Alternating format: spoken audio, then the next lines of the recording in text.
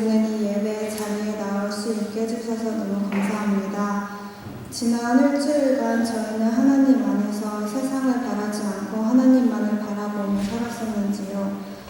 나의 삶을 살아가면서 하나님을 찾고 하나님을 바라볼 때에는 우리는 하나님이 살아계심을 느끼고 알 수 있습니다.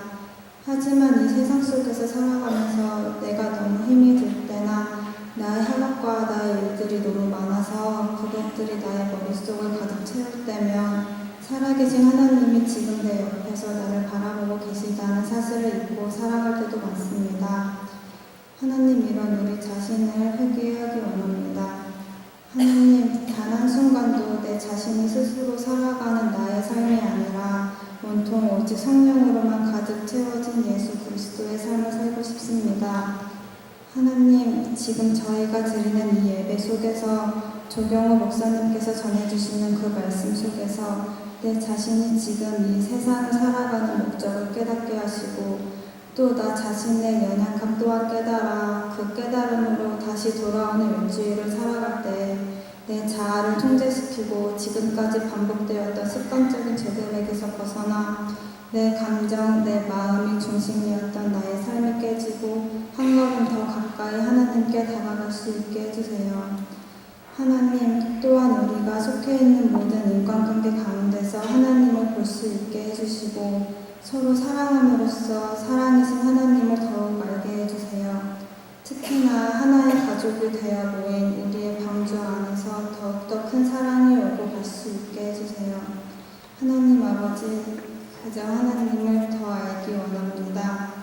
앞으로 드려질 예배 순서 하나하나 속에 하나님께서 함께 해주시고 나타나 주실 것을 너무너무 기대합니다. 예수님의 이름으로 기도드렸습니다. 아멘.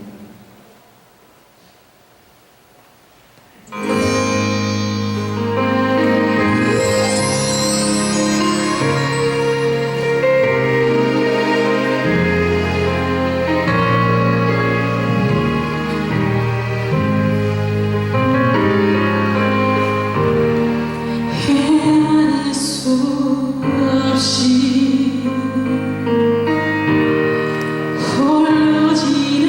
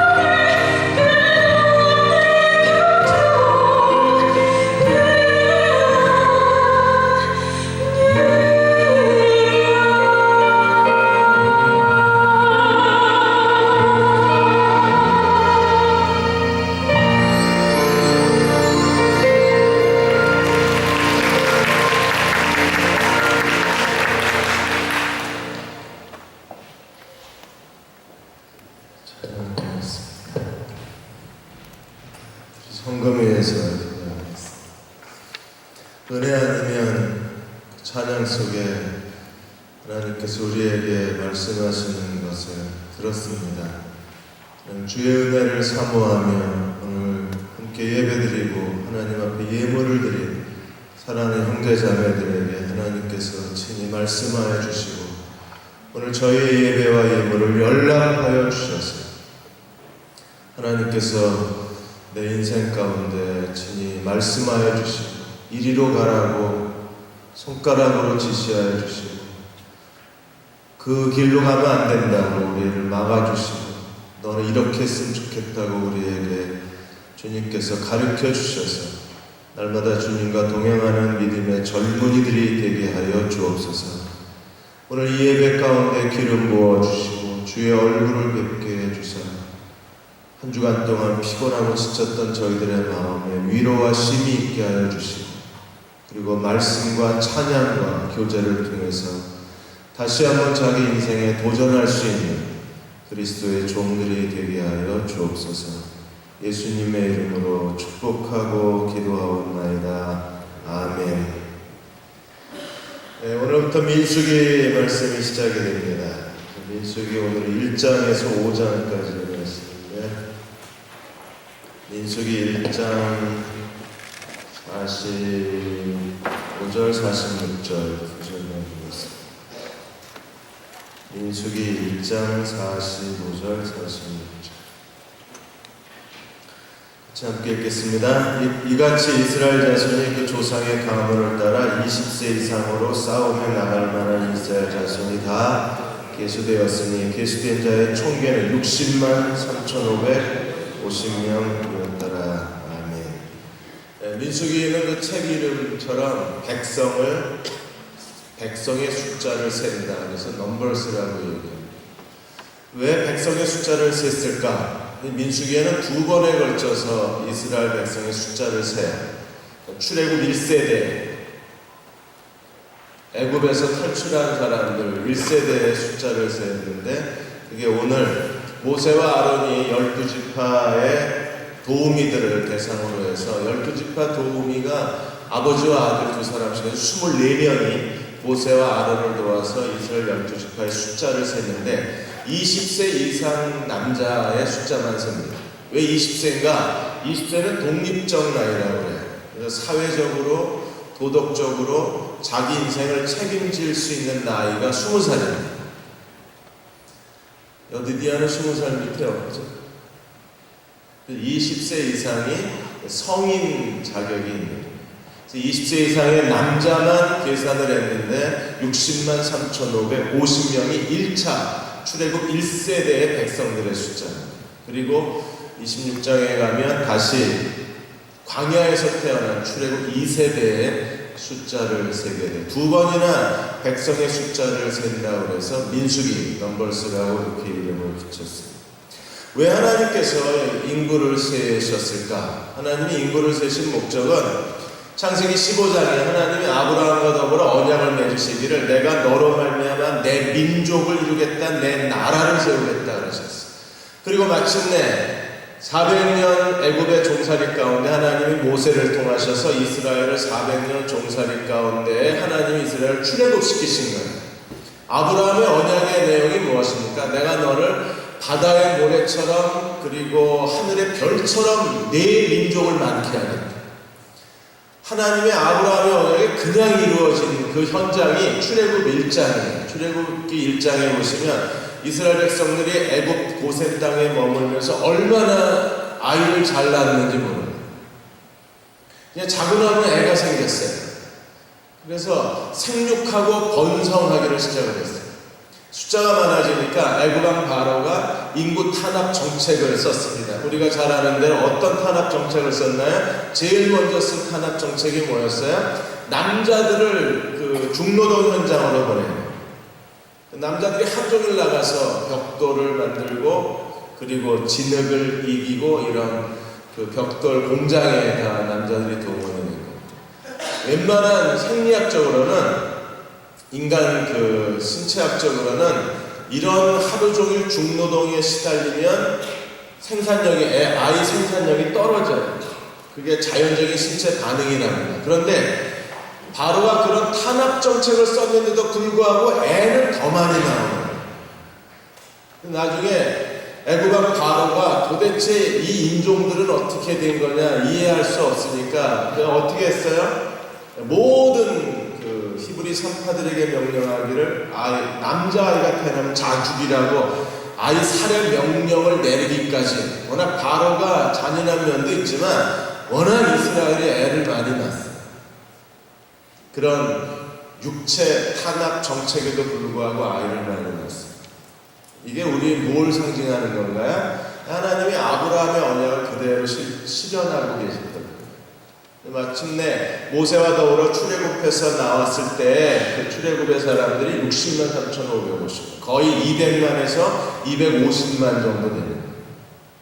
하나님의 언약이 그냥 이루어지는 거예요. 그래서 하나님이 이제 하나님의 국가가 탄생한 거예요. 하나님의 민족이 완성이 된 겁니다. 이 하나님께서 성막 가운데 자기 백성 가운데 거주하시고 시내산에서 언약을 맺으시고 이제 하나님은 그들의 하나님이 되시고 이스라엘은 하나님의 백성이 되는 국가가 태어난 날입니다. 그래서 하나님은 이제 시내산 언약이 끝나고 성막을 완성하고 이제 가나안 땅으로 행진을 시작하면서 시내산 언약 이후에 처음으로 자기 백성이 몇 명이나 되나 인구를 세웁니다. 지금 한국도 인구 적정선이 있습니다. 적어도 이 정도 인구가 유지가 돼야 한국 경제가 유지가 돼요. 몇 명입니까? 4,600만에서 약 5,000에서 5,200만 정도가 한국 경제가 제대로 돌아가는 인구 적정선이에요. 여기서 인구수가 줄어들어가면 한국 경제가 붕괴가 됩니다. 그리고 대외 경쟁력이 떨어져요. 적정한 인구수가 아주 중요한 거예요. 그런 것처럼 하나님도 지금 이스라엘이 이제 신정 국가가 돼서 첫 출발을 할 때 도대체 인구수가 얼마인가 그리고 세신 거예요. 60만 3,550. 오늘도 하나님 나라는요, 지금 생육하고 번성하라고 하신 창세기 명령대로 하나님의 나라는 점점 확장되어져 가요. 사도행전 1장 8절에 성령이 너에게 임하시면 너희가 권능을 받고 예루살렘부터 시작해서 유다와 사마리아 땅끝까지 이르러 하나님 나라가 확장되어야 합니다. 더 많은 사람들이 구원받은 백성이 되어야 합니다. 하나님 나라에 들어오는 사람들의 숫자가 늘어나야 합니다. 어쩌면 오늘도 하나님은 계속 하나님의 백성의 숫자를 세고 계신지도 모릅니다. 그러나 이미 한국교회 안에서 숫자가 줄어들어가고 있고 전 세계적으로 하나님의 나라, 하나님의 백성, 언약의 백성의 숫자가 크게 감소되고 있습니다. 오늘 주일 예배에서도 제가 어른 예배에서도 그 얘기를 했는데 지금 이슬람 유럽 내에 이슬람 숫자가 계속 증가되고 있습니다. 여러분 20년 전만 해도 유럽과 미국은요 기독교가 가장 인프라가 뛰어나고 기독교의 어떤 부흥의 시대를 맞았고 기독교의 가장 그 박물과 같은 역사의 가장 핵심적인 그런 지역이 미국과 유럽이었어요. 근데 지난 30년 동안에 유럽 안에 이슬람 사람들이 3배가 증가했어요. 지금도 계속해서 이민자가 유입돼 들어오는데 거의 다 이슬람입니다. 여러분 이슬람 무섭습니다. 제가 그 디트로이트에 집회가 있어서 갔었는데 디트로이트에 포드 조그만 시티가 하나 있어요. 포드 시티가 있는데 이게 포드가 거기서 태어나서 처음 자동차가 그 발명된 지역이 포드입니다. 포드 거기가 완전히 이슬람이 정복해버렸어요. 이슬람 사람들은요 한 사람이 한 가족이 들어오면 그 뒤에 일가족이 떼거지로 들어옵니다. 일가 4촌 8촌까지 다 들어와서 한 지역을 점령해버려요. 그 디트로이트 시내 안에 포드 시는요 완전히 이슬람이 정복했어요. 이렇게 해서 이슬람이 정복해가면 백인들이 떠나요. 같이 못 살아요. 너무 이 사람들 지저분해서. 그래서 백인들이 다 떠나면 집값이 떨어지고 집것이 떨어지면 또 다른 이슬람들이 몰려요. 이렇게 해서 한 지역을 정복해야 합니다. 도시 하나가 통째로 날아갑니다. 미국에 지금 이렇게 날아간 도시가 몇십 개인지 모릅니다. 그럼 이게 이슬람의 이민 정책이에요. 그렇게 해서 지역을 정복해 나가는 겁니다. 지금 프랑스가 이민을 안 받겠다고 하는 것은요, 프랑스가 그 오랜 전통의 민족성을 잃어버린 게 아닙니다. 이슬람이 한번 들어오면 도시 하나가 날아가니까, 그래서 이슬람만 들어오지 말라고 할 수 없으니까 아예 이민문을 닫아버려요. 지난 30년 동안에 3배로 증가, 그리고 2020년까지 다시 이 숫자가 2배로 증가할 거라고. 미국도 지금 심상치가 않습니다. 9.11 테러 전에 이슬람의 숫자가 4%였어요. 9.11 테러 나고 나서 지금은 8%로 늘어났습니다. 여러분이 뉴스에서 보는 것처럼 이미 IS에서 활동하고 있는 미국의 자국인들이 많이 있고 유럽의 자국인들이 있어요. 그들은 자기 조국에 대한 불만 세력이 되어서 스스로 테러 집단에 가입을 해서 그래서 미국하고 유럽의 테러에 앞장서고 있는 겁니다. 미국하고 유럽이 최근에 2-3일 동안에 비상체제로 돌입했습니다. 왜냐하면 지하철 테러에 대한 정보를 입수했기 때문에. 지구의 지금 세계사 가운데에서 기독교가 가장 활발했던 지역이 어떻게 됐나 보세요. 여러분, 중동 기독교 발상지입니다. 그리고 중동, 거기서 기독교가 꽃이 폈습니다. 중동에서 터키로 넘어가서 사도행전의 1차, 2차, 3차 전도 여행이 팔레스틴에서 중동에서 터키로 넘어가서 아시아와 유럽으로 복음이 확산된 거잖아요. 그 복음이 시작됐던 그 지역에 하나님 나라가 붕괴되고 기독교의 십자가의 진리가 파괴되고 예수 그리스도를 믿는 사람들의 영적 침체와 쇠퇴, 그 쇠약함 때문에 어떤 일이 벌어졌습니까? 따라가면서 이슬람이 덮치는 거예요. 중동 이슬람의 종주국이 됐습니다. 터키 이슬람 국가가 됐어요. 99%가 이슬람입니다. 그리고 복음의 이 확장에 따라서 지금 계속 이슬람이 퍼져나가는 거예요. 유럽 덮치고 이제 미국을 덮치고 있는 거예요. 하나님께서 만일에 오늘 이 시대에 민수기 1장에서 하나님의 백성의 숫자를 센다 그러면 지금 결과는 한국도 이미 계속 숫자가 줄어들고 있습니다. 워낙 교회가 뻥을 잘 치잖아요. 한 20명 모이면 50명 모인다 그럽니다. 한 800명 모이면 1000명 모인다 그럽니다. 이렇게 숫자를 부풀려서 지금 문공부에 등록이 되어 있지만 문공부에서 지금 개신교 숫자 발표를 몇 년째 미룹니다. 왜요? 충격받을까봐. 지금 계속 숫자가 1000만이요? 그건 오래전의 얘기입니다. 한 20년 전의 얘기. 지금은 500만, 500에서 550만, 그것도 우리가 넉넉하게 인심 써서 어렸어요. 반토막 난다. 그나마 여러분들이 여기 와서 예배 드려주는 게 전 얼마나 고마운지 모릅니다. 한 사람 한 사람 붙들고 절이라도 하고 싶어요. 젊은 사람들 교회 안 나가요. 얼마나 많이 안 나가면 교회 안 나가는 사람들을 안 나가 성도, 가난한 성도라고 그러죠. 가난한 거꾸로 하면 안 나가니까. 신가난한 성도들이 많아요. 믿음이 없냐고요? 아니요. 누구보다도 믿음에 진실해요. 제가 아는 치과 원장님도 정말 열정적인 사람이에요. 열렬한 사람입니다. 그리스도를 위해서라면 당장 죽을 수 있는 사람입니다. 근데 교회 안 나갑니다. 뭐라고 말할 수가 없는 거예요. 왜? 그 사람이 봤을 때에 이게 살아있는 교회다. 뭔가 하나님 앞에 순수한 교회다라고 자기가 인정할 만한 교회를 못 찾고 있는 거예요. 계속 지금 방황하고 있습니다. 가나안 성도에 들어갔습니다. 어느 사이에. 숫자가 떨어져 가고 있는 거예요.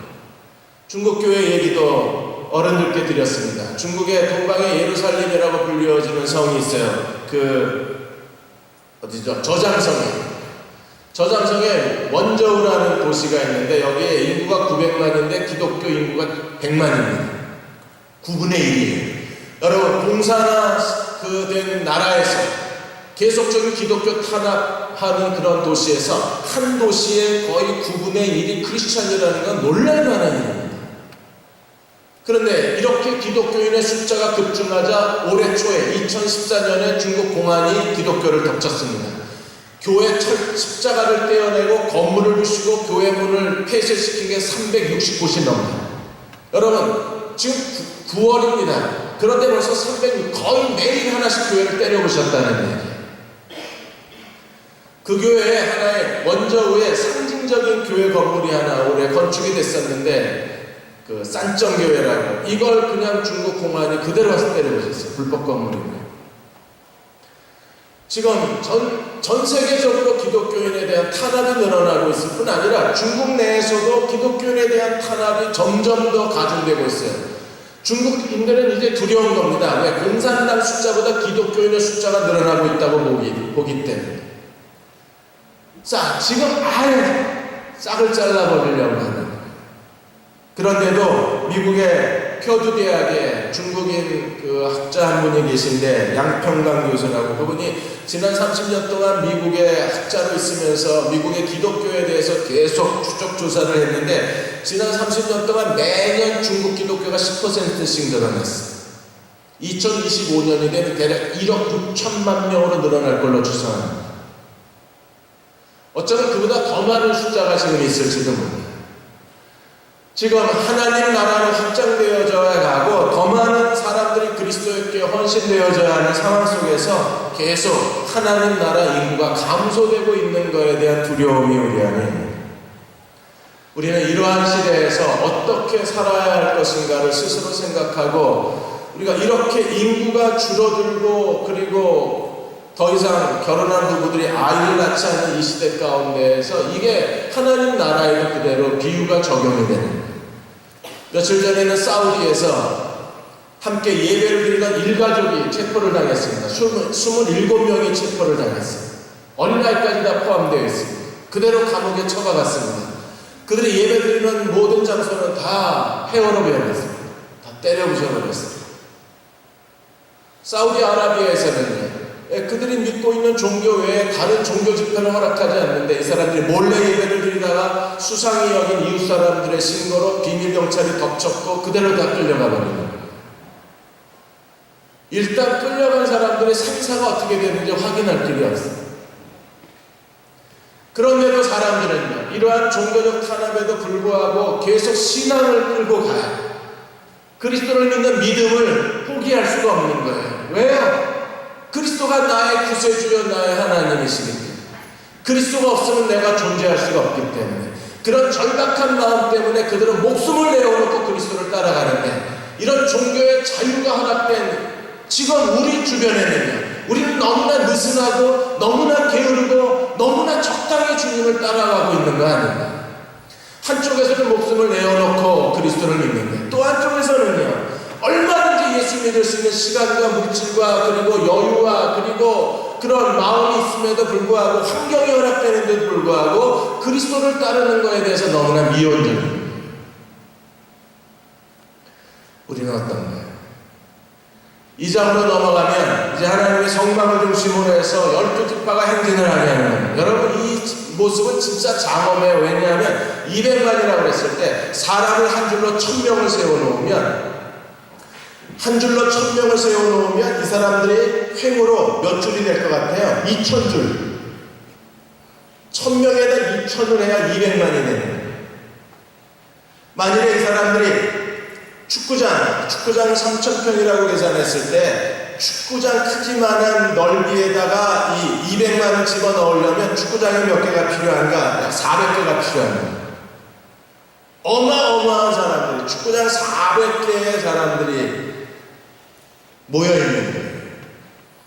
텐트에다 30명이 텐트에 들어갈 수 있다 그러면 텐트가 몇 개가 쳐야 되냐면 67,000개의 텐트를 쳐야 200만이 돼요.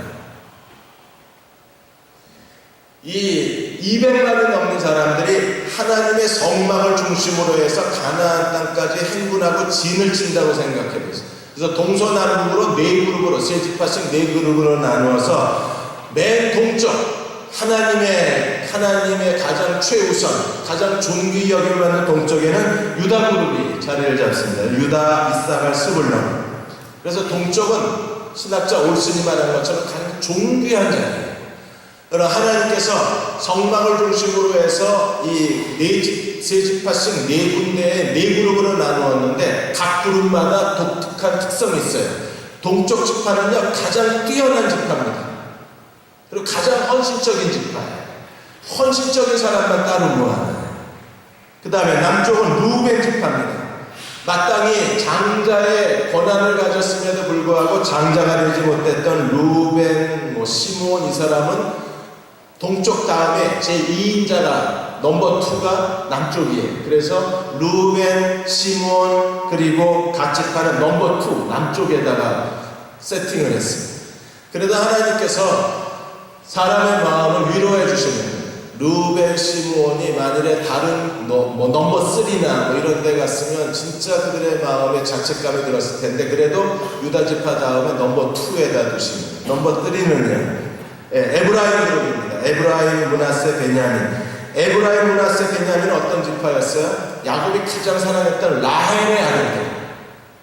더군다나 에브라임은 유다의 장자 지파입니다. 그래서 유다 지파, 그 다음에 장자였는데도 장자 대우를 못 받았던 루벤, 시므온, 그 다음에 장자권을 가진 요셉의 아들들 에브라임과 므낫세. 가장 혈육의 정이 끈끈했던 에브라임과 므낫세, 베냐민이 다시 한 그룹이 돼서 서쪽에 자리를 잡고, 그리고 맨 마지막에 북쪽에 자리를 잡는데 북쪽에 자리 잡은 이 그룹은요 열등한 그룹입니다. 열등하다 그래서 못났다는 게 아니라 그 지파 자체가 숫자가 작고 그리고 그렇게 영향력이 없어요. 그냥 어디서나 볼 수 있는 사람들입니다. 그래서 단, 아셀, 납달리. 단과 아셀은 어떤 사람들입니까? 라헬의 몸쪽 빌하, 그 다음에 레아의 몸쪽 실바. 몸종들에게 낳은 아들들을 따로 모아서 맨 마지막 지파 북쪽 지파에다가 배치를 합니다. 하나님 왜 이러셨습니까? 우열반의 시작은요 이게 출애굽기예요. 대한민국 교육부가 아니라 우열반의 시작은 출애굽기예요. 그러니까 하나님은 의도적으로 넘버 1, 넘버 2, 넘버 3, 넘버 4 이렇게 해가지고 그들의 어떤 역량, 헌신도, 그들의 그 지명도, 그리고 그들의 영성의 수준에 따라서 하나님이 재배치를 했습니다. 아무도 이거에 대한 의의를 제기하지 않습니다. 모든 사람이 이 사실을 받아들이고 성막을 중심으로 해서 그들이 가나안 땅까지 행진을 해가요. 하나님의 이 처사가 불만스럽지 않으십니까? 우리는 다 어떤 사람이에요? 전부 다 동쪽 가야 된다고 생각해요. 너도 나도 다 동쪽에 가겠다. 넘버 1 그룹에 들어가겠답니다. 그게 한국인의 근성이죠. 이번에 인천 아시안 게임에서 테니스 경기하고 이럴 때는요 여기서 심판이 움직이지 말라고 움직이지 말아야 돼요. 근데 한국 사람의 매너는요 진짜 꽝입니다. 움직이지 말라는데 무슨 고등학교 애들이 단체로 왔다가 우르르 나가고 그래서 시합이 중단이에요. 움직이지 마세요 그랬는데 부부신 것 같은데 50대 부부가 그냥 들은 척만 척하고 그냥 지나가 버려요. 그래도 조용히나 지나갔으니 막 떠들고 지나갔어요. 그런 한국인은요 어디 가나 자기는 동쪽 지파여야 된다고 주장을 합니다. 만일에 하나님께서 한국인을 이렇게 동서남북으로 세 그룹씩 네 그룹으로 나누어서 세 지파씩 하나님께서 진열을 하시고 너는 마지막 북쪽 지파에 가라 그러면 아마 북쪽 지파에 아무도 없을 거예요. 다 캐나다로 이민 가버리면. 너는 넘버 2야 이러면요 기분 나빠서 아마 다 이사 가버리고 애국으로 돌아가 버렸어요. 근데 이스라엘 백성들은 성막을 중심으로 해서 하나님이 스스로 차별을 두셨는데 그 사실을 받아들이고 그들은 가나안 땅까지 행군을 해갑니다. 왜 그래요? 철저하게 그리스도 중심적인 사람들은 자기를 받아들입니다. 그리스도에 연결된 사람은요 다른 사람과도 연결되고 자기를 인정을 해요. 자기가 지금 넘버 2인지 넘버 3인지 스스로를 인정할 줄 아는 사람, 자기가 무조건 인정받아야 되고 무조건 사람들에게 존중받아야 되고 자기는 사람들에게 그런 거 여러 가지 면에서 사람들보다 자기가 섬김을 받아야 된다고 생각하는 사람들은 아직까지도 성막 중심으로 진영이 배치가 안 된 사람. 근데 그리스도 중심으로 질서 있게 동서남북 세 지파씩 네 그룹으로 진영이 배치된 사람들은 더 이상 다른 사람과의 비교 비교의식에 빠져서 그래서 스스로를 낙담하거나 스스로를 열등감하거나 스스로를 자만심에 빠지거나 스스로에 대해서 부끄러워하죠. 아직도 자기 자신에 대한 부끄러움이 있다는 것은요, 그리스도 중심의 삶의 진영이 배치가 안 됐다는 거예요. 여러분, 이 배치를 보시죠. 성막을 중심으로 해서 네 그룹으로 나누어서 동서남북으로 나누어서 성막과 더불어 가나안을 행군해가는 이 이스라엘 백성의 진영의 모습을 산성해요. 그리스도 중심, 그리고 너 중심이에요. 혼자 가는 게 아니라 주님을 가운데 모시고 가고, 혼자 가는 게 아니라 너와 더불어 가는 거예요. 이런 인간관계, 관계의 진실, 관계의 질서가 있는 사람들, 그 관계의 영속성이 있는 사람들이 하나님과 함께 자기 자신의 모든 것을 의지하고 그리고 주님께 맡기고 걸어갈 수 있는 사람들. 우리 가운데 그리스도가 계신가요? 나와 너 사이에 그리스도가 있다면 우리는 기꺼이 차별을 받아야 돼요. 근데 나와 너 사이에 그리스도가 계시지 않으면 우리는 이 차별을 받아들이기가 어려운 겁니다. 교회 안에도 성막에 그리스도가 계셔야 그 교회 안에 모든 질서가 이루어지는 거지, 만일에 성막 그리스도 중심으로 그 교회가 하나님 앞에 세워지지 않는다면 지금 일어나고 있는 이상한 일들이, 부끄러운 일들이 일어나요. 열린 성교교회의 어느 한 교회에서는 목사님이 2012년도부터 베리칩에 대해서 강의를 시작했어요. 프리메이슨, 베리칩 강의를 시작을 했어요. 그러나 한국에도 프리메이슨이 들어와 있답니다. 선교사 중에 한 사람이 저한테 어느 날 와서 목사님 진지하게 얘기할게요. 그래서 진지하게 얘기하시라고 했어요. 커피 사드리면서. 그랬더니 자기가 프리메이슨 쪽에 있는데 지금 프리메이슨의 리스트에 조경호가 올라가 있다는 겁니다. 목사니까 올라가 있겠지 제가 웃으면서 얘기했어요. 아니래. 지금 프리메이슨을 공격하는 목사들의 명단이 나왔는데 그 중에 블랙리스트에 조경호가 있다는 거예요. 잘 됐네, 뭐 일찍 죽지 뭐. 그래서 뭐 어떻게 하자고. 아니 그 명단이 있다고. 그래서 내가 어떻게 하면 되는데? 조심하시라. 뭘 조심하면 되는데? 그럼 뭘 조심해야 될까요, 제가? 그러니까 이런 얘기가 계속 떠돌아요, 한국교회 안에. 진짜 이게 프리메이슨이 한국에 들어와 있는 건지, 그 사람이 프리메이슨에 연관된 사람인지, 이 불확실한 얘기들이 계속 교회 내에 떠돌아다니고 있는데, 이 목사님은 베리칩이 이제 짐승의 표로 베리칩 입맞지 않으면 이제 누구도 거래를 할 수 없는 거였어요. 취직도 안 되고 결혼도 안 되고 물건을 살 수도 없다는 거예요. 그리고 최근에 이제 MBC 뉴스에서 베리칩에 대한 얘기가 다시 한번 최근에 떴습니다. 그랬더니 그게 동영상으로 다 퍼진 거예요. 미국의 20세 이상 모든 남자가 이 베리칩을 몸에 이식해야 됩니다. 여러분, 세상에 이게 언제 될지 모릅니다. 왜냐하면 그것을 할 만한 재반 시설이 안 갖추어져 있는 거예요. 당장 한국에 와도 이건 작동불능입니다. 근데 그런데 사람들이 막 몰려가는 거예요. 그래서 이 목사님이 베리칩 때문에 우리가 현금을 이제 못 쓰게 된다. 왜요? 베리칩은 이제 카드로 거래를 하니까.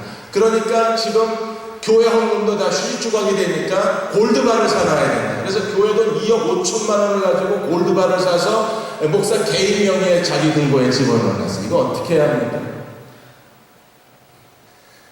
근데 교인들이 얼마나 착하냐 하면 그냥 목사가 2억 5천만 원어치 골드바 사는 거를 교회가 승인을 한 거예요. 왜? 베리칩 시대가 온다니까. 지금 우리의 신앙생활의 중심에 목사가 있는지, 아니면 그리스도가 계신지, 복음이 있는 건지, 아니면 사람의 전통이 있는 건지, 우리가 지금 가운데에 누구와 더불어 지금 가나안 땅을 향해 걸어가고 있는가를 생각해야 돼요. 지금 이 시대에는요, 가운데 성막을 지워버리려고 하는 시대에 우리가 살고 있기 때문에 그래서 더 두려운 마음으로 가야 해요. 여러분, 성막과 함께 걸어가는 종들이 되시기를 축원합니다. 나 혼자 걸어가는 게 아니라 성막과 더불어 걸어가야 돼요. 나 혼자 걸어가는 게 아니라 너와 더불어 함께 걸어가야 돼요. 우리가 하나님과 함께 걷고 너와 함께 걷는 사람이 될 때 성막과 더불어 걷는 사람들, 하나님의 거룩한 보좌와 함께 걷는 사람들은 어떤 사람들인가?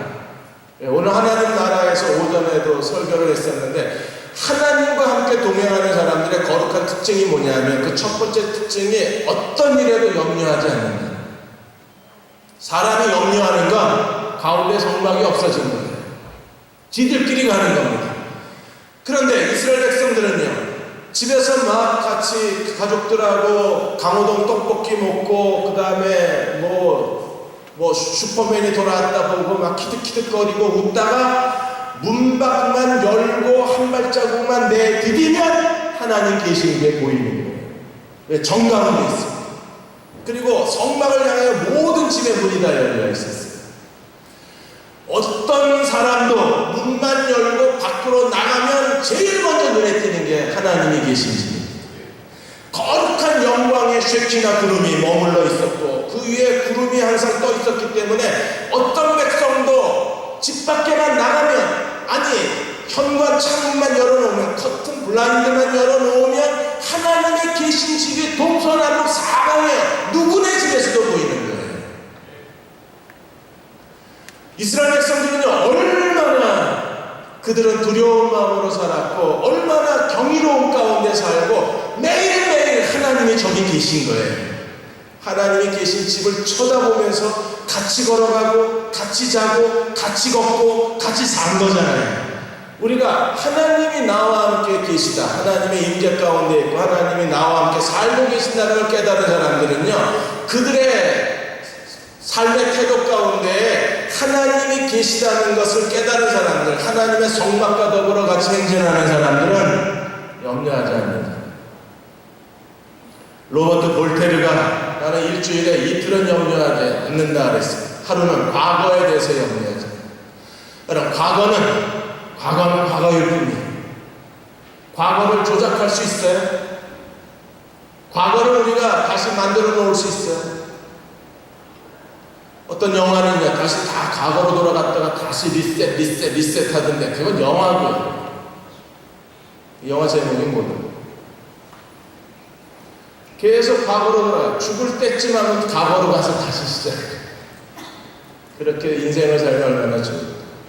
과거의 실패, 과거의 손해, 과거의 불행, 과거의 고통, 과거의 아픔요, 내가 어떻게 할 수 없는 거예요. 우리가 노력해서 과거에 저질렀던 실수를 일부 수정할 수 있습니다. 그러나 지워지진 않는다. 그러나 이 과거를 하나님의 손에 맡기면 하나님께서 나의 과거의 실수, 아픔과 잘못을 하나님은 얼마든지 내 인생의 선으로 바꾸어 주실 수 있는 전능하신 하나님이시기 때문에 성막을 눈앞에 보고 사는 사람들은 과거 때문에 쩔쩔매지 않아요. 과거를 파묻어버리려고 하지 않아요. 과거를 숨겨두려고 하지 않습니다. 왜? 하나님이 그 과거를 통해서 내 인생에 새로운 기회를 만들어 주시는 분이시죠. 또 다른 하루는요, 내일입니다. 내일은 우리 날이 아니에요. 이건 하나님의 주권에 속한 날이에요. 우리는 지금 1시간 뒤에 정확하게 3시 54분에 무슨 일이 일어날지 아무도 모릅니다. 내일을 알지 못하는 사람들, 그런 우리가 내일을 걱정하고 있습니다. 내일 무슨 일이 일어날 줄도 모르고 우리는 내일 해야 될 일을 벌써 걱정. 지금 예배 드리면서도 당장 내일 리포트 쓸 거 걱정하고 있는 친구들이 있습니다. 그런 일들에 대해서 성경은 우리에게 뭐라고 말씀했어요? 마태복음 6장 34절에 내일은 내일 염려할 것이, 훗날의 괴로움은 그날에 족하다. 내일을 위해 내일 가서 하세요. 또 내일이 되면 내일 가서 하세요. 내일을 위해 사.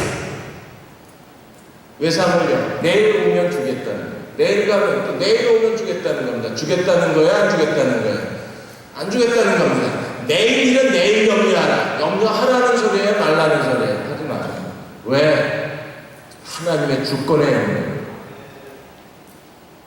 그럼 과거도 내 의지의 범위 밖에 있고 내일도 내 주권의 밖에 있다 그러면 우리가 해야 될 일은 무엇입니까? 한날의 괴로움은 그날에 족하다 그랬어요. 여러분, 오늘 아무리 능력 없는 사람도 오늘만 버티면 돼요. 오늘만. 죄의 유혹 때문에, 도박의 유혹 때문에, 게임의 유혹 때문에, 친구의 유혹 때문에 계속 하나님께 헌신하지 못하고 자기 인생에 대해서 나태한 사람들, 어쨌든 오늘만 유혹을 견뎌내면 돼요. 오늘만. 아무리 무능한 사람이라도 오늘만 어떻게든 책임만 지면 내일은 하나님이 우리에게 만들어주십니다. 이 사람들은요, 문만 열고 나가면 성막이 보여요. 하나님 계신 집이 보이고 거룩한 쉐키나 영광의 구름을 보고 사는 사람들이에요. 그들은요, 마음에 염려가 없습니다. 무책임한가요? 아니요. 하나님이 계시다는 걸 인정하는 거예요. 하나님의 주권에 자기를 맡기는 겁니다. 나를 맡겼기 때문에 이제 내 삶의 주인은 내가 아니라는 거예요. 내 삶의 주인은 내가 아니라 하나님이십니다. 하나님이 내 삶의 주인이시기 때문에 나는 오늘을 최선을 다하면 돼. 오늘 내가 해야 할 일에 내가 최선을 다해서 오늘이 부끄럽지 않으면 되는 거예요. 오늘을 부끄럽지 않게 살면 내일은 하나님이 만들어내서.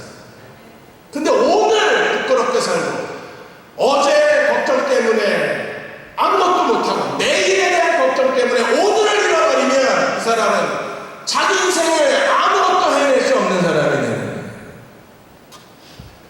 하나님께 자기 인생을 맡긴 사람이며 우리는 스스로 하나님 앞에 오늘을 책임지는 삶을 살고 내일은 그분 손에 과감하게 맡기면 하나님이 하나님의 뜻대로 하나님의 경륜을 따라서 내 인생의 계획을 따라서 하나님이 나를 인도해 주실 것입니다. 그 하나님을 믿는 믿음을 가져야 되는 거예요. 하나님은 그분의 계획 가운데 내가 들어있어요. 그러면 우리의 계획 가운데도 하나님이 들어있어야 되는 거예요. 근데 우리는 하나님 없는 사람으로 사는 겁니다. 하나님 없는 사람들의 그들의 삶의 태도는요, 우유부단함과 그리고 모든 염려와 불평과 원망과 자기 열등감밖에 없는 거예요. 거룩한 행진을 기억해야 돼. 그리고 누구도 이 대열을 흩어뜨려서는 안 돼. 우리는 하나님과 함께 걸어가는 존재여야 하고 이 하나님과 함께 다른 그룹과 함께 걸어가는 동안에 하나님의 영광의 구름이 머물러 있는 동안에 하나님은 우리에 대한 하나님의 뜻을 드러내어 주십니다. 성막 중심에 사는 사람들은 염려가 없고 성막 중심의 사람들은요, 자기 인생을 향한 하나님의 뜻을 결단 내린 사람들. 어느 빵집을 운영하시는 아버지가 계셨는데 아들이 음악을 좋아한다는 얘기를 듣고 어느 날 유명한 음악회가 열리는데 너무나 음악회 그 티켓 값이 비싸서 그 아들이 갈 생각을 하지 못하고 있었어요. 그런데 아버지가 어느 날 이 아들한테 그 티켓을 주면서 음악회에 다녀오라고 선물로 준 겁니다. 그리고 돈을 주면서 네가 사고 싶은 책이 있으면 음악회 간 김에 음악책도 사오라고 돈도 주었어요. 이렇게 해서 아버지의 적극적인 후원을 따라서 열심히 음악에 대한 재능을 키워갔는데 대학에 들어가고 나서 이 친구가 생각이 바뀌었어요. 자기가 음악보다도 교육 쪽에 더 재능이 있는 것처럼 여겨졌어요. 그래서 대학에서 복수 전공을 했습니다. 음악도 전공하고 교육도 전공하고. 이제 대학을 졸업하고 진로를 결정해야 되는데 음악도 하고 싶고 교육도 하고 싶은 거예요. 그래서 아버지한테 두 개 다 하고 싶다 그랬더니 아버지가 의자를 두 개 갖다가 의자를 여기 하나 놓고 한 1m 떨어져서 여기다 놓고 두 개의 의자를 떨어뜨려 놓고 네 제주껏 앉아보라 그랬어요. 아들이 웃으면서 이거 어떻게 앉아요? 네가 지금 자기 인생에 대해서 두 가지를 함께 하겠다는 것은 네가 이 두 개의 의자를 같이 앉겠다는 거하고 똑같다. 어떤 사람도 의자 두 개에 같이 앉을 수 없다. 둘 중 하나를 결정. 그래서 며칠 심각하게 고민하다가 결정한 길이 성악의 길입니다. 성악하겠습니다. 그리고 다시 아버지의 후원과 경력 가운데 성악가의 길을 걸어갔는데 그 사람이 바로 루치아노 파바로티입니다. 이런 아버지의 격려와 지혜와 사랑이 있었기 때문에 우리는 세계 최고의 테너 중에 한 사람을 만날 수 있었습니다. 여러분, 의자 두 개에 다 앉을 수는 없습니다. 둘 중 하나를 결정. 하나만 앉을 수 있어요. 그리고 거기서 내 인생에 스스로 자기의 능력을 드러낼 수 있는. 어떤 사람이 그 하나의 의자를 선택할 수 있나? 그 행진 가운데, 그 가운데 성막 있는 사람들만이, 그리스도께 자기를 의지한 사람들만이 둘 중 하나의 의자를 선택할 수 있어요. 3장 4장으로 가면 레위 지파 사람들이 나옵니다. 하나님이 레위 지파를 세우셨는데 레위 지파가 해야 할 세 가지 중요한 의무가 첫째가 제사장을 돕는 거고 그 다음에 성막의 도구를 관리하는 거고 그리고 예배자를 돕는 게 레위 지파가 하는 일입니다. 레위 지파 중에 이제 아론과 그 아들이 제사장이 됩니다. 그래서 레위에게 세 아들이 있습니다. 게르손, 그 다음에 고핫, 무라리 세 아들이 있는데 아론과 그 아들들은 고핫 자손이에요. 그래서 레위 지파 안에 제사장이 있고 레위 지파는 제사장을 돕는 사람들을 레위 지파라고 얘기합니다. 레위 지파는요, 태어난 지 1살 이상 된 아이는 전부 카운트를 했어요. 왜? 전쟁에 나갈 게 아니기 때문에. 이스라엘 백성들은 20세 이상을 카운트. 하나님이 레위의 세 아들마다 고유의 그 성막의 일을 맡기셨는데 게르손 자손은 3장 21절에서 26절까지 그리고 4장 21절에서 28절까지 보시면 게르손 자손은 뭘 맡았습니까? 성막의 커튼. 왜냐하면 울타리도 커튼이죠. 그 다음에 성막에 들어가는 데에 출입구도 커튼이죠. 그리고 나서 지성소와 성소 사이에도 가장 거룩한 베일이 쳐져 있었기 때문에 모든 성막의 커튼을 관리하는 건 게르손 자손이었어요. 관심도 없겠지만 그래도 상식적으로 알아두세요. 그 다음에 3장 27절 32절까지는 고핫 자손이 나오는데 이 고핫 자손은 성막의 모든 도구를 관리를 했습니다. 성막의 기구들을 관리를 했습니다. 가장 고핫 자손이 가장 거룩한 기구를 관리를 합니다. 무라리 자손은 3장 30절에서 37절까지 보시면 그들은 성막의 뼈대, 울타리 이게 다 조립식이에요. 그래서 가장 무거운 짐을 날라야 되는 사람들이 무라리 자손입니다. 그래서 게르손, 고핫, 무라리가 각각 자기에게 주어진 일을 통해서 성막을 빠르게 해체해서 옮기고 그 다음에 머물면 빠르게 조립해서 하나님의 집을 빠르게 해체하고 빠르게 조립하는 건 이 레위인들이 해야 돼요. 우리도 오늘 이 시대에 레위인으로 하나님의 부르심을 받았다면 오늘 우리에게 요청되는 게 무엇일까요? 맡은 자에게 구할 것은 충성되는 것. 만일에 레위 자손이 어느 세 아들 중에 어느 한 아들이 나태하고 게으르거나 자기 일을 최선을 다하지 않는다면 하나님의 집이 해체가 되지 않고 하나님의 집이 조립이 안 되는 거예요. 우리 모두가 다 하나님의 집으로 부르심을 받았다면 우리 모두가 다 각각 자기의 역할을 다 감당해 주어야 그래야 우리 가운데 하나님이 거하시는 처소가 마련이 되는 거예요. 그러면 레위 자손에게 요구되는 게 어떤 성품입니까? 충성됨. 오늘 이 시대 그리스도인들에게 하나님이 찾으시는 성품이 있다면 뭐예요? 충성된 사람. 에머슨이 그런 말을 했습니다. 사람이 충성되지 못하다는 것 자체가 수치스러운 거예요. 인간이 가장 수치스러울 때가 충성되지 못하다, 페이스풀하지 못하다, 신실하지 못하다, 뭘 맡겨놓을 수가 없다. 어떤 일을 맡겨놓으면 걱정이 되는 사람. 이 페이스풀하지 못하다는 것 그 자체가 그 사람에게 아주 큰 인격적 모독이라고 했어요. 인격적 수치라고 했어요. 하나님 오실 때 두 종류의 사람밖에 없잖아요. 착하고 충성된 종이 있고 악하고 게으름 자체가 악이에요. 그리고 하나님께 대한 신실한 사람들, 하나님 중심적으로 사는 사람들, 하나님의 콜링이 가슴에 있는 사람들은 그 가슴 안에 충성됨으로 하나님을 섬길 수밖에 없어요. 그래서 잠언에 뭐라 그랬습니까? 충성된 사람은요, 사람들의 마음을 즐겁게 해준다 그랬어요. 우리 하나님을 예배하는 일로부터 시작해서 하나님을 섬기는 일에, 그리고 방주에 대한 그 캡틴의 책임을 다하고 방주에 우리가 세일러의 책임을 다하고 우리가 그런 과정을 통해서 하나님께 헌신할 때 그 충성된 사람 곁에 사람이 모이는 거예요. 연세대에 전에 송자 총장이 계셨어요. 여러분, 이 송자 총장님은요 얼마나 겸손하신 분이냐면 성가대 저 뒤에 태너 쪽에 쓰셔가지고 그분이 몇십 년 동안에 외국 출장 그 학회가 있어서 외국에 나가시는 기간을 제외하고 눈이 오나, 그야말로 눈이 오나 비가 오나 그 자리를 지키십니다.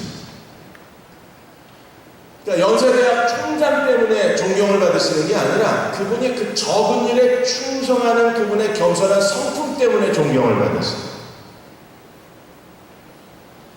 하나님을 섬기는 모습에서 그 사람의 내면이나 드러나는. 그래서 에머스는 하나님을 예배하는, 그리고 그리고 하나님을 섬기는 그 사람을 가만히 들여다보라. 그 사람의 전부가 다 들통난다 그랬어요.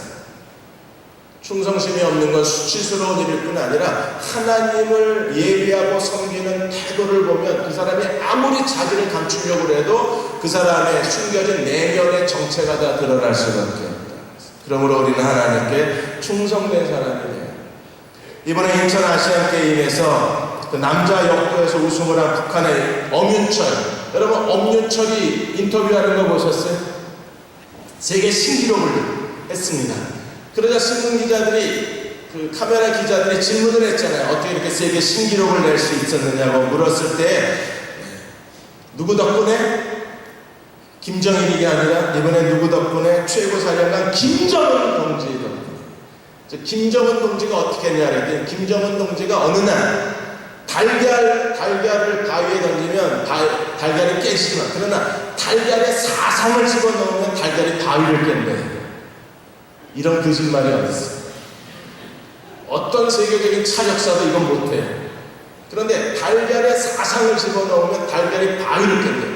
근데 북한 인민들이 그걸 믿었대. 모든 건 다 사상으로 통한다. 김정은 사상으로 통한다. 그래서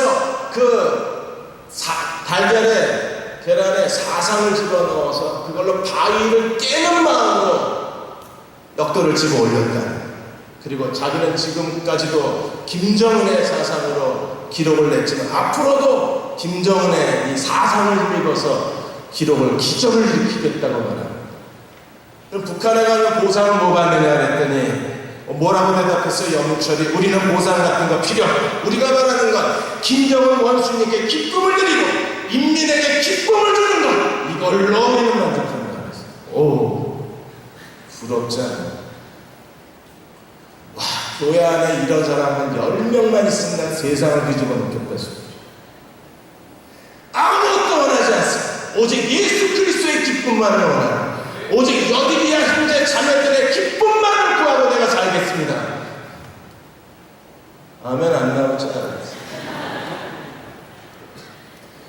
고아 자손, 무나리 자손, 게르손 자손들이 하나님의 집을 재빨리 해체하고 재빨리 조립을 했기 때문에 이스라엘 백성들은 하나님과 함께 동행할 수가 있었던 것처럼 충성된 사람들이 있을 때 그 공동체는 하나님을 예배할 수 있습니다. 마지막으로 5장에 가시면 거기 5장 1절 4절까지 부정한 사람, 5장 5절에 10절까지 잘못에 대한 보상, 또 가장 억울한 일이 나옵니다. 5장 11절 32절까지 가늠한 여자로 의심받은 여자에 대한 문제가 나옵니다.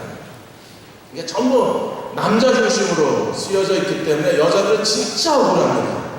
결정적 물증이 없는데도 남편이 의심했다는 이유만으로 재판을 받아야 돼요. 여디비아 자매 여러분 정말 좋은 시대에 태어났어요. 이게 여러분이 이 모세 시대에 태어났어야 정신 차릴 사람들이 정말 시대를 잘 타고난 거예요. 모세 시대에 태어났으면요 남편이 의심스러워 아니 심심해서 그냥 장로들에게 얘기하는 거예요. 내 마누라는 바람피는 것 같은데 이러면 그냥 체포당해서 끌려갑니다. 그리고 재판을 받습니다. 억울한 재판을 받는 거예요. 그리고 의심이 없어도 일단 의심이 없다는 이유만으로도 다시 정결 예식을 치러야 돼요. 남자들이 얼마나 즐거웠을까요? 친정 보내는 것보다 재판 보내면 자기만의 휴식 시간을 얻을 수 있었습니다. 이게 완전히 남성 위주의 사회의 여성이 이게 폭력이잖아요. 그런 일에 대한 것을 여기다 기록해 놓은 거예요. 물론 하나님께서 그 가운데서도 제사장을 통해서 여성의 인권을 보호하시는 모습들이 이 가운데 아주 은밀하게 진행돼요. 우리가 공동체를 섬기는 데 있어서 제일 중요한 게 공동체를 통하여 공동체는 정결해야 돼요. 그래서 어떤 부정한 것도 용납돼서는 안 되고 남에게 손해를 끼친 걸 그냥 둬서도 안 되고 누군가를 의심해도 안 되는 거예요. 이 의심을 없애버려야 돼요. 공동체가 어디서 무너집니까? 의심 때문에 무너져요. 오해하고 의심해요. 그리고 우리는 가서 확인도 안 해. 그냥 그 사람이 괜히 그런 것처럼 어떤 생각이 들면 그냥 믿어버려요. 그리고 마치 그 사람이 그렇게 행동한 것처럼 행동하기 시작하면 공동체는 그냥 분열이 되버립니다. 사람에 대한 의심을 이걸 법적으로 해결하게 된 이유는 부부 사이에 부부가 냉각되고 서로 다투고 부부 사이에 서로에 대한 애정을 잃어버리고, 아니 남자친구 여자친구 연애할 때 서로 그렇게 좋았던 사람을 한순간에 잃어버리는 이유가 어디에? 의심하기 때문에. 요즘 나에 대한 애정이 식어졌다고. 네 생각이야, 네 생각. 상대방은 좀 바빴을 뿐이에요. 어떤 아내가 남편하고 같이 가는데 남편이 계속 침묵을 지킵니다. 그래서 아내가 자기가 뭘 잘못했나 걱정이 돼서 남편하고 와서 레스토랑에 밥을 먹는데 계속 남편은 뭔가를 고민하고 생각하는 거예요. 그래서 아내는 이런저런 말로 즐겁게 해주려고 그랬는데 남편은 뭔가 하나 똘똘하게, 그래서 자기가 무슨 큰 잘못을 저질렀는 줄. 집에 가는 동안에 차 안에서도 운전하면서 남편은 아무 말도 안 합니다. 아내는 점점 두려워지기 시작하는 거예요. 그래서 온갖 생각을 다 꺼내는 거예요. 동창회 남자친구랑 커피 마셨는데 누가 찔렀나? 내 카톡방에 드나드는 동창회 남자들이 있는데, 직장 동료들이 있는데 그 남자들에 대한 정체를 알았나? 온갖 생각이 다 드는 거예요. 여보 왜 그래? 무슨 기분 나쁜 일 있어? 아니 내가 뭐 당신한테 잘못해서 아니 그런 거 없어. 그러면서 여전히 아무 말도 안 해. 이 남자가 왜 아무 말도 안 했어? 지난밤에 자기 서재에 있는 LCD 전구에 전구를 달았는데 이 LCD가 안 들어오는 거예요. 그래서 왜 안 들어오는지 이게 궁금한 거예요. 그러니까 이 남자가 침묵한 건 LCD 전구 때문인데 이 여자는 남자가 침묵하니까 온갖 생각을 다 하는 거예요. 얼마나 웃기는 일입니까? 나중에 남편이 왜 당신 그러냐고 아내가 성을 버럭내니까 그제서야 정신 차리고 그 LCD가 왜 안 들어오는지 하루 종일 궁금했대. 여자가 얼마나 허탈했을까. 우리가 상대방의 진실을 알면 얼마나 허탈할까. 나 때문인 줄 아는 내가 잘못한 줄 알고 내가 마음에 안 든 줄 알았는데 가만히 보니까 자동차 타이어에 펑크가 났다거나 머리를 잘랐는데 마음에 안 들었다거나 너무 사소한 이유 때문에 내 앞에서 그렇게 얼굴이 굳어져 있다는 걸 생각을 하면 억울한 생각이 안 듭니다. 우리가 사람들의 의심이 모든 걸 다 무너뜨리기 때문에, 그래서 5장에서 이렇게 아내가 의심될 때 여러 케이스에 대해서 성경이 자세히 기록한 것은요, 의심이 가정을 무너뜨리고 의심이 하나님의 공동체를 약화시키기 때문에. 그럼 우리는 어떻게 해야 합니까? 어떻게 공동체 정결을 유지할 수 있어요? 여러분, 사람과의 교제가 마음과 마음이 만나면요, 거기서 우리가 활력을 되찾고 우리 자신의 정결함을 되찾을 수 있어요. 하나님 앞에 기도하고 우리의 모든 죄가 사함받았다는 기쁨이 있어도 공동체 사람들과의 깊이 있는 교제를 나누어야 그 사람에게서는 충족감이 있어야 우리가 비로소 마음의 자유를 얻을 수 있어요. 어느 아들이 있었는데 이 아들이 고등학교 다니면서 계속 방황을 했습니다. 심지어 가짜 대학생 행세를 하면서 못된 친구들하고 어울려 다니는 걸 아버지가 알게 됐어요. 그래서 어느 날 아버지가 이 아들을 불러다가 호되게 야단을 쳤어요. 인생을 그렇게 살지 말라. 그랬더니 이 아들이 가출을 했어요. 아버지가 아들을 찾으려고 가발만한 데는 다 찾아다녔는데도 아들을 찾을 수가 없는 거예요. 자기 때문에 아들이 가출했다는 죄책감 때문에 아버지가 힘들어했는데 어느 날 이 아들이 아버지를 찾아왔는데 머리를 삭발을 하고 찾아온 거예요. 아버지 죄송합니다. 제가 잘못했어요. 아들을 말없이 끌어안아주고 아버지가 밖으로 나갔어요. 그리고 이발소에 가서 아버지도 삭발을 했어요. 그리고 아들에게 오는 아버지가 삭발하고 들어오는 그 모습을 보고 아들이 아버지를 끌어안고 정신없이 울었어요. 그 사랑한다는 말 1000마디보다 아들아 괜찮다는 10,000마디 말보다 아들아 나는 내 아버지다 그 얘기를 수천 번 해주는 것보다 아들하고 똑같이 삭발을 하고 아들 앞에 나타난 아버지 그냥 아들이 무너졌다. 다시는 아버지의 말을 거역하지. 누가 내가 어떤 이유로 삭발을 했는데 기꺼이 내 옆에 같이 삭발해주고 내 옆에 같이 앉아있을 수 있는 형제자매가 내 곁에 있다는 내 모든 영혼의 더러운 것, 내 마음의 온갖 찌꺼기, 내 마음의 온갖 잡된 것들 다 사라져버리잖아요. 그건 어디서 옵니까? 예수 그리스도의 피로 우리가 정결함을 받습니다. 그건 어디서 옵니까? 그것은요, 진정한 참된 교제로부터 옵니다. 오카는 목사님이 돌아가셔서 이동호 목사님이 최근에 미주 목회자 연구소에서 오카는 목사님을 자주 얘기했어요.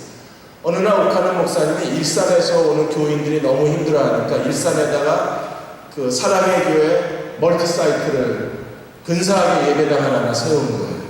그리고 마음에 찔리니까 이동원 목사님하고 홍정일 목사님한테 오카는 목사님 물어봤어요.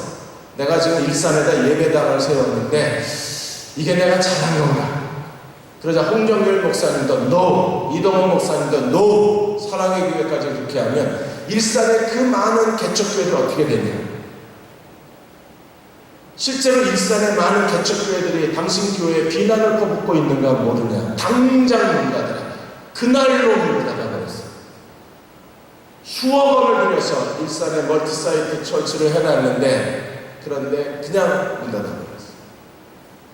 그리고 이게 친구의 우정, 이게 교제예요. 이 교제를 통해서 우리는 서로를 정결케 해줄 수 있고, 이 교제를 통해서 우리가 공동체라는 사실을 확인할 수 있고, 이런 마음을 건 솔직한 교제를 통해서 우리는 성막 중심으로 이스라엘 12지파의 진영을 형성하고 가나안 땅까지 갈 수 있습니다. 그런 교제가 우리 방주 안에 있기를 소망합니다. 저는 여러분하고 그런 교제를 나누고 싶어요. 그런 끈적끈적한 교제를 나누고 싶어요. 여러분이 방주 안에서 선배와 후배 사이에, 동료 사이에 그런 마음을 열고 그리스도의 피가 잔뜩 묻어나는, 성령이 우리 가운데 기름 부어 주실 수밖에 없는, 성령의 기름 부음이 흘러넘치는 그런 교제를 나눌 수만 있다면, 내가 너를 위해서 기꺼이 삭발한 형제자매 옆에, 삭발하고 옆에 서 있어 줄 수만 있다면 우리는 정결해질 수 있을 거예요. 저와 여러분이 되시기를 주의 이름으로 축원합니다. 다 일어나셔서 211장 찬송하고 기도하겠습니다.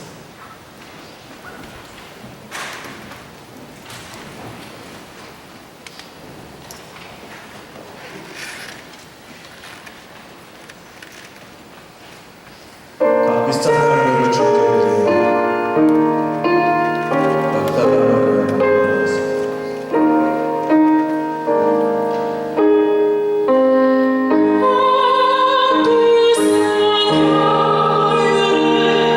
주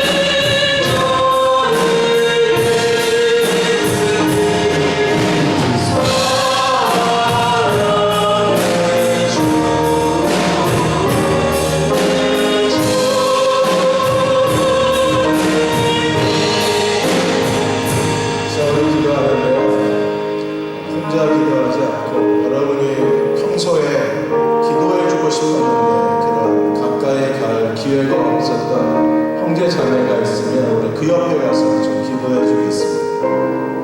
여러분의 마음속에 언젠가 좀 기도해 주고 곁에 있어 주고 싶고 그리고 손잡아 주고 싶었는데 그럴 시간을 갖지 못한 형제 자매가 있으면 지금 우리 그렇게 원하는 사람들만 움직이시는데 가능하면 여러분들이 서로 곁에 찾아가셔서 조용히 손을 잡고 어깨를 감싸 안고 서로를 위해서 기도해 주고 싶습니다. 저도 마음에 두려움이 많이 있습니다. 내가 제대로 사역을 감당할 수 있을까? 괜히 내가 여디디아 맡은 건 아닌가? 네, 그런 마음에 두려움이 있고 제 마음에 불안함이 있습니다. 저도 가끔 사람들을 기다릴 때가 많이 있습니다. 또 여러분 곁에 다 가시고 싶을 때도 많아요. 누군가를 위해서 기도해 주고 싶은데 그런 시간을 갖지 못할 때도 저도 많이 있었기 때문에 혹시 여러분 원하시면 곁에 찾아가서 손잡고 어깨에 감싸 안고 아니면 뒤에서 손을 얹고 우리가 서로를 위해서 하나님 사랑하는 형제를 축복해 주십시오. 사랑하는 자매 위에 기름 부어 주십시오.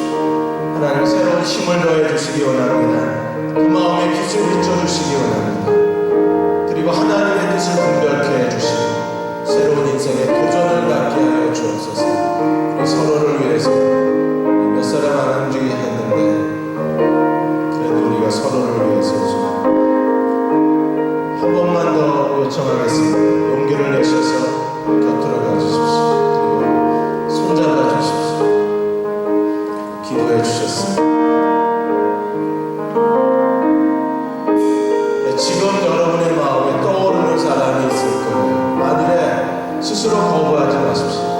하나님께서 내게 기도를 시킨다고 생각을 해서 찾아가서 곁에 서서 같이 기도해 줬습니다. 그게 얼마나 우리에게 용기가 되고 우리에게 얼마나 사랑이 될지 하나님 우리를 축복해 주십시오. 우리 마음에 빛을 비춰주십시오. 우리에게 희망이 되어 주십시오. 우리가 서로의 격려자가 되게 하여 주옵소서. 하나님의 뜻을 알게 하여 주옵소서. 우리 한 1, 2분간 말씀에서 간절히 동서를 기도하겠습니다.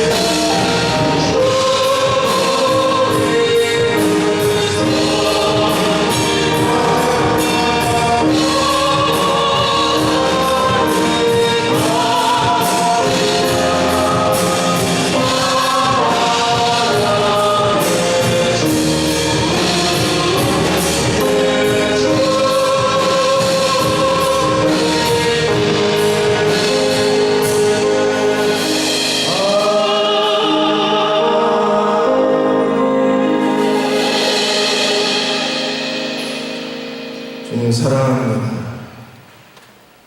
주님을 사랑합니다.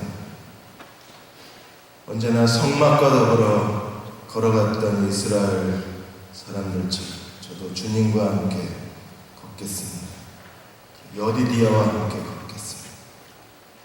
성막 중심으로 12지파가 걸어간 것처럼 우리도 이 땅을 서로의 손을 붙잡고 성막이신 그리스도와 함께 걸어가는 믿음의 형제 자매가 되게 해 주옵소서. 혼자 걷는 길은 지칩니다. 혼자 걷는 길은 너무 힘이 듭니다. 아니, 혼자 걸어갈 수 없음을 저희가 합니다. 함께 걷게 하여 주옵소서. 그리고 하나님의 성막을 각 부분을 맡아서 관리하고 성막을 해체하고 다시 조립하여 백성이 있는 곳에 언제나 하나님의 집을 만들어내었던 레위 자손들처럼 하나님 방주의 캡틴들을 축복하셔서 그들이 어디서나 하나님의 집을 해체하고 조립해내는 뛰어난 기술자들이 되게 하여 주셔서 방주의 모든 형제 자매를 하나님의 거룩한 땅까지, 약속의 땅까지 데려갈 수 있는 선한 목자가 되게 하여 주시고 말씀의 사역자들이 되게 하여 주옵소서. 우리 안에 공동체의 정결함이 있기를 구합니다. 내 마음에 찾아올 수 있는 사람들을 내 곁에 두셔서 그들과의 교제를 통하여 나를 정결케 하시고 그들과의 마음의 대화를 통해서 하나님 나를 내 마음에 빛을 비춰주시고 함께 무릎 꿇어 기도함으로 우리의 두려운 마음에 희망이 생길 수 있도록 내 곁에 있는 형제 자매들을 주님이 축복하여 주옵소서. 하나님, 주님과 함께 하나님의 귀한 그릇으로 쓰임받고 여디디아와 함께 주님께 충성된 종들로 살고 싶습니다. 저희들의 만남과 예배와 공동체와 그리고 방주를 주님이 축복하여 주옵소서. 지금은 우리를 죄에서 구원하신 우리 주 예수 그리스도의 은혜와 하나님 아버지의 무한하신 사랑하심과 성령의 위로하시고 도우시는 은혜, 오늘 9월의 마지막 주일 예배드리고 돌아가는 여디디아 형제 자매와 그 마음에 계획하고 소망하는 모든 일들과 그리고 오늘 함께 예배드리는 사부 예배자들과 이 민족과 이 땅의 모든 교회와 아직도 10명의 실종자들을 날마다 눈물로 기다리고 있는 세월호 가족들이 지금부터 영원히 함께 하시기를 간절히 축원하옵나이다. 아멘.